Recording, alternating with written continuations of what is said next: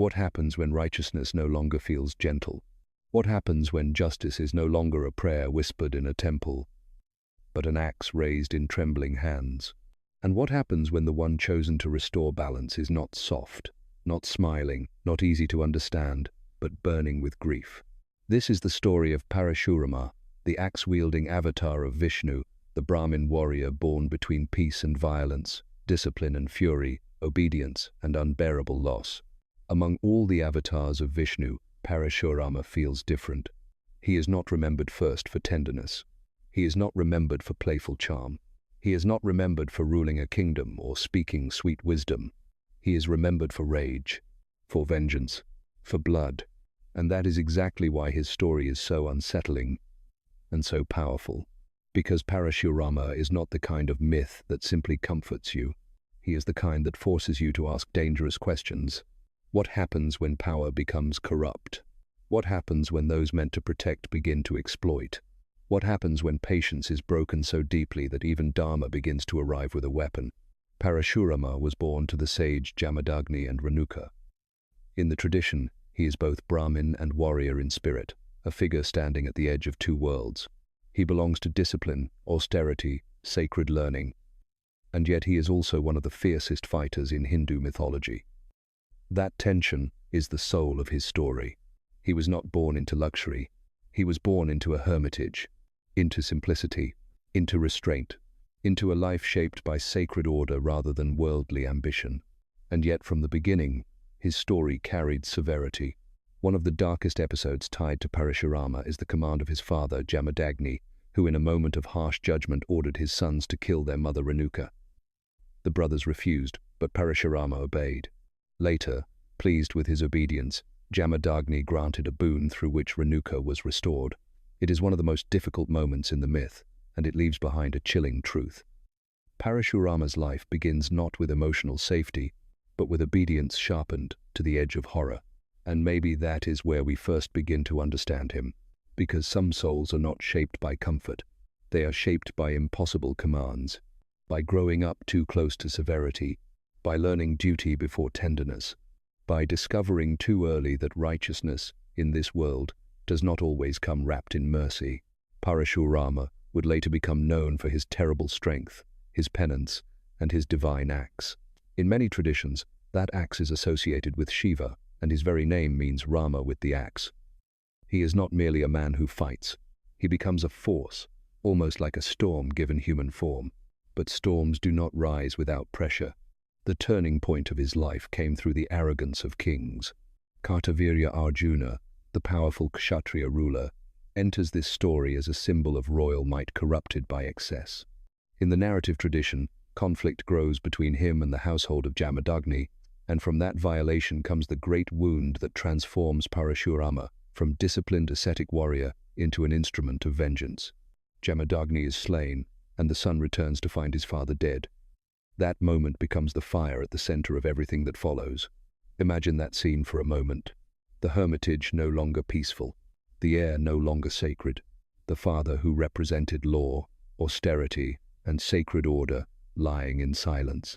And beside that silence, a son who had obeyed too much, endured too much, contained too much, until grief finally found the one door inside him that could still break open.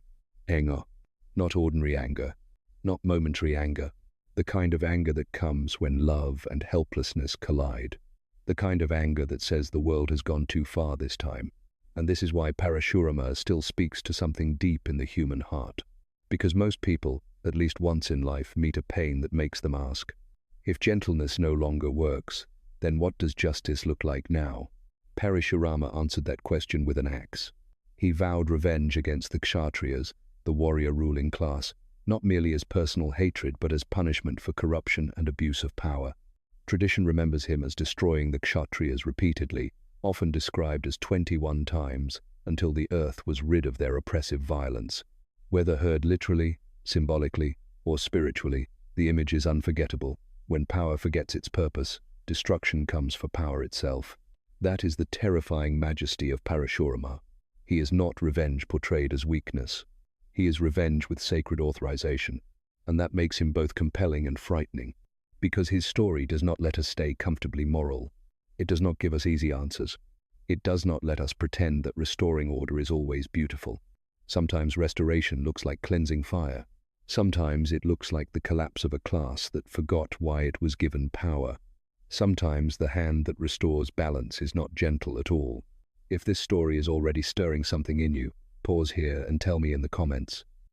Do you see Parashurama more as a symbol of justice or a warning about the cost of rage? I'd really love to know how you read him. And yet the deeper power of Parashurama's myth is not only in violence, it is in contradiction. Because Parashurama is not simply a killer. He is an ascetic, a devotee, a Brahmin, a wielder of divine purpose trapped inside human grief. That is why his story endures. He is not flat, he is not simple. He is what happens when Dharma enters a wounded heart and emerges carrying both righteousness and scars. In many later traditions, Parashurama does not disappear after vengeance.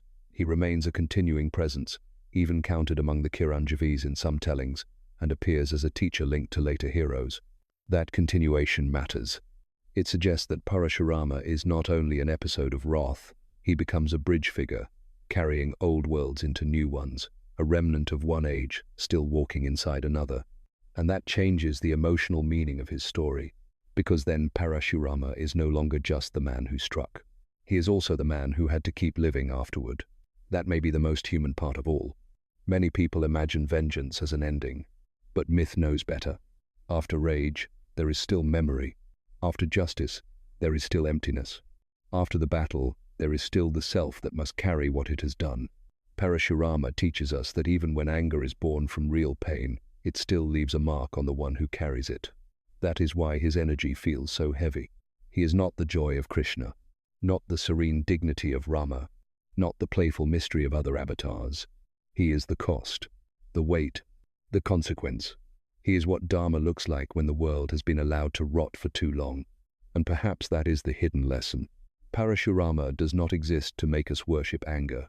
He exists to remind us what happens when injustice is ignored until only violence seems capable of answering it. He is the warning before the wound becomes war. He is the image of what power creates when it abuses the weak, humiliates the sacred, and mistakes restraint for helplessness. Because once sacred fury awakens, it does not arrive politely.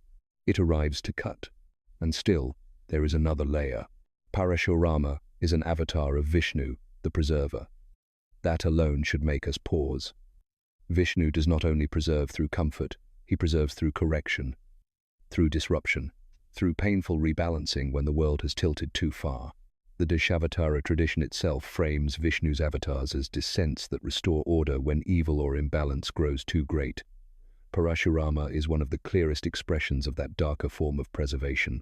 Preservation is not always softness. Sometimes preservation is surgery. Sometimes preservation is the removal of what has become destructive. Sometimes the divine does not come to soothe the powerful. It comes to stop them. So what do we learn from Parashurama? We learn that power without humility becomes violence. We learn that grief, if left unhealed, can become destiny. We learn that justice and rage can stand very close to each other, and only wisdom can keep them from becoming the same thing. We learn that obedience without compassion can wound the soul long before any battle begins. And maybe most of all we learn this. A world that ignores corruption for too long eventually creates its own Parashurama, a force shaped by pain, a hand shaped by discipline, an answer so severe that everyone must finally pay attention. So if Parashurama unsettles you, he should. He is not here to lull you to sleep. He is here to force a reckoning, with power, with anger, with duty, with the terrible price of waiting too long to correct what has gone wrong. If this story touched something in you, leave a comment and tell me which part stayed with you most. And if there is a god, goddess, or avatar you want me to make the next video about, comment the name below. I would love to tell that story next. Because sometimes the divine does not arrive as comfort. Sometimes it arrives as the axe. And sometimes that is the only language a broken age can still understand.